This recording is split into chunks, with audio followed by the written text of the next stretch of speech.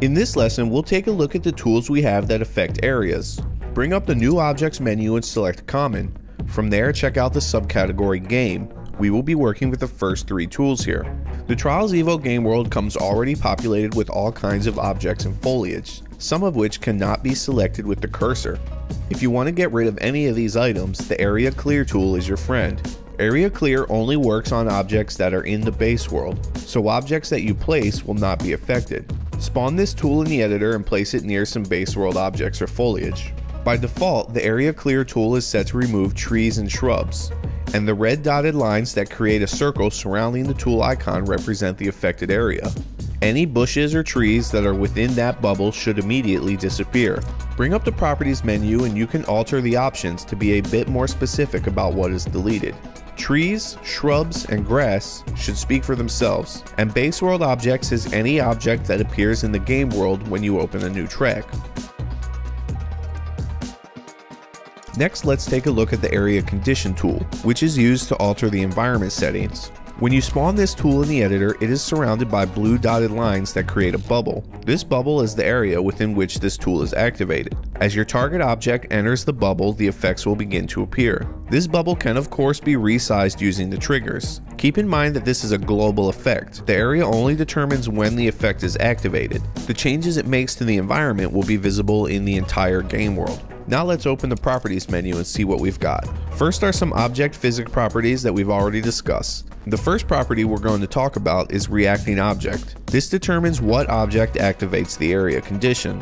By default, it is set to Game Character, so if your game character is the bike, the area condition will activate when the bike enters the bubble. Active Camera uses the position of the active camera, or you can choose a custom object. Select any object you like and now that object will activate the condition change.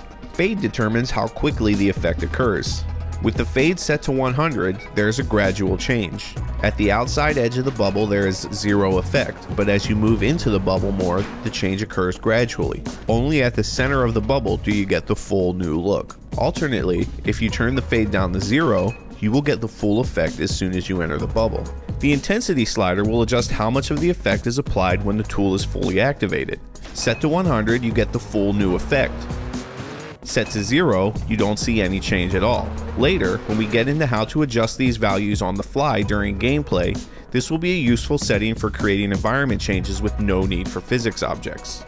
Size is just another way to adjust the size of your bubble from within this menu, and the last and possibly most important option we'll cover is the Area Condition settings. It is laid out a little differently, but in this submenu you get basically the same options we looked at in the custom environment settings. Go in here to set how the environment settings will change when the Area Condition tool is active.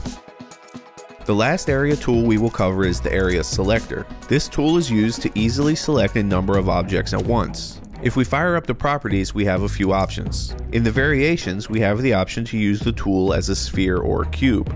Then we also have a number of checkboxes to determine what objects the Area Select can select. In the editor, you have 2 modes to adjust the area.